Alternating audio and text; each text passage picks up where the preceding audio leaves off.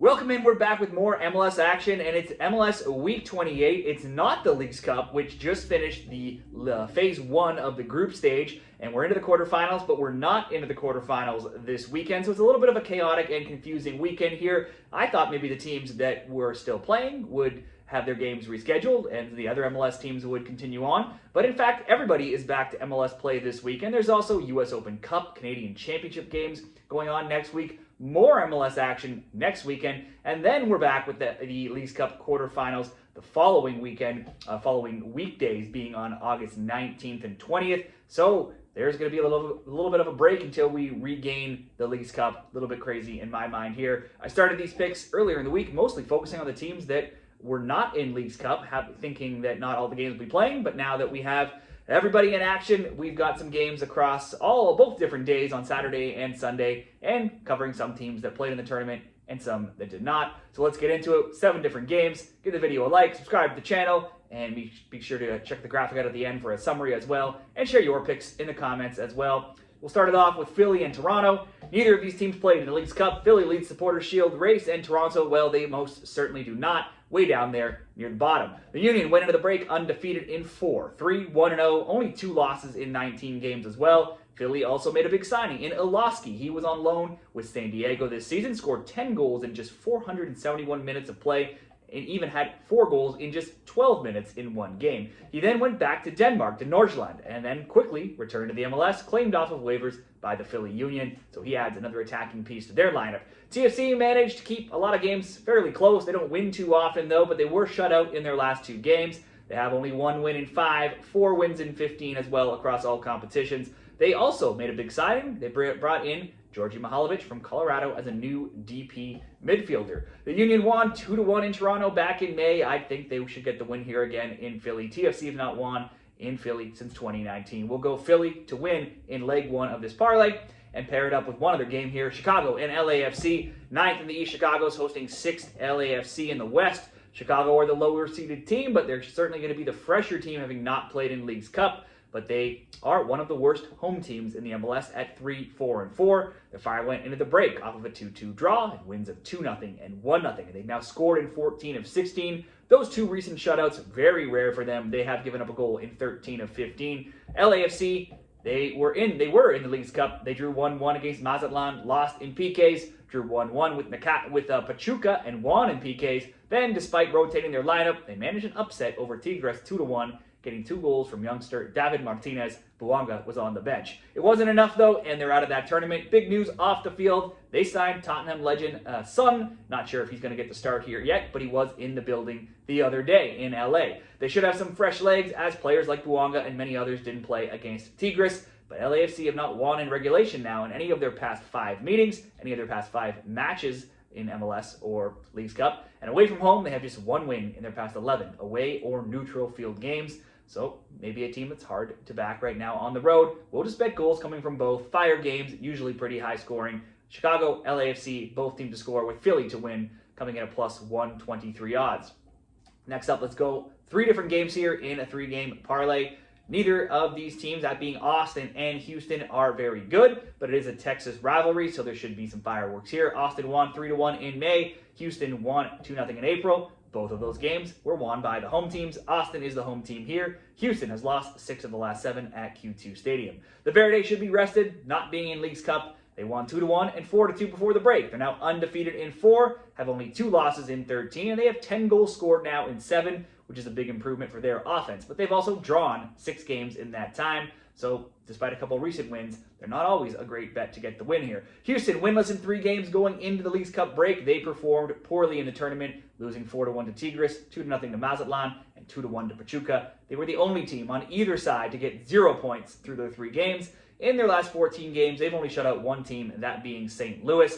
I would think if you're betting a winner, it'd have to be Austin here, or just simply ask them to score. They are out one of their top scorers, their top scorer in Vasquez, who's injured. If you're betting a winner, like I said, Austin for this parlay. I'm just going to ask Austin to get on the score sheet. Next up, Sporting Kansas City and San Diego. In their only ever meeting back in May, it was just 0-0. San Diego did play in the Leagues Cup. They lost 3-2 to Pachuca. Then in a curious case of coaching, Mikey Varas rested players in Game 2 when they were still alive. They lost that game 2-1 to Tigres, and they were eliminated. Then, he didn't rest players in Game 3 against Mazatlan when they were already eliminated, and then they beat Mazatlan 2-0. Bit of a head-scratcher, certainly sunk one of my bets as I thought they would be resting players in that game. I assume key players like Lozano and Dreyer will be playing here. They did play last game. San Diego, though, has only won 2 of 6 recent games.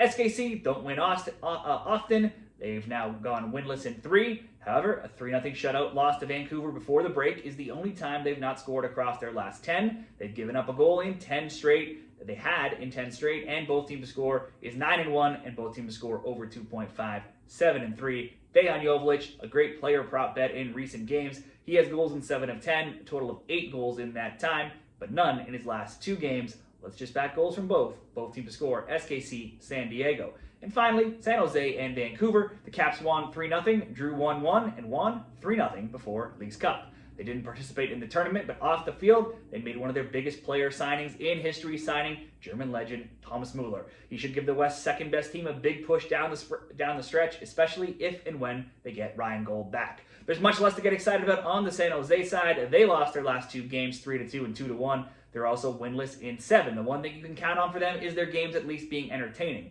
Both team to score bets are gone a perfect 10-0 in their recent games. If you were betting both teams to score over 2.5, that's 7-3. Only 2 times in 28 overall games this season have they not scored. It's also only happened once in a league game, and that was way back in March. But then Vancouver has clean sheets now in 2 of their last 3 and in 5 of their last 10. They also shut out San Jose 2-0 in both meetings last season. I would think still, given the way San Jose plays and they're at home, both teams to score could be a very likely outcome here. Or for me, I'm just going to slightly improve this parlay with a very, very simple over 1.5. I know it's not going to be very exciting for too many people. You could also ask maybe Arango or Martinez or White to have a shot on target to bump up a selection in this game, or just go for that both team to score instead of over 1.5. But for the case of this parlay, San Jose Vancouver over 1.5, SKC San Diego both to score, and Austin to score plus 105 odds. Next up, we're moving to Sunday, 2 different games, probably the game of the weekend here. It's Orlando and Miami. Both teams were in Leagues Cup. Both have moved on to the quarterfinals. Orlando, after a 1-1 draw with Pumas and a PK loss, then a 3-1 win over Atlas, and a 5-1 win over Necaxa. In their last game, Muriel had the fastest ever Leagues Cup hat-trick with 3 goals in 6 minutes. Ojeda scored a brace. Ojeda has been money for player props now, with a goal or an assist in 13 straight matches. Orlando's last 2 MLS games were wins of 2-1 and 3-1. So they're now undefeated in regulation in 5 games. They can score, but they can also concede with the best of them. The most team to score has hit in 10 is 10-0, and it's 12-1 in their recent matches. And if you were betting both teams to score and over 2.5, that also is 8-2. Over to Miami in Leagues Cup, they edged past Atlas 2-1, drew Necaxa 2-2, won in PKs, then beat Pumas 3-1.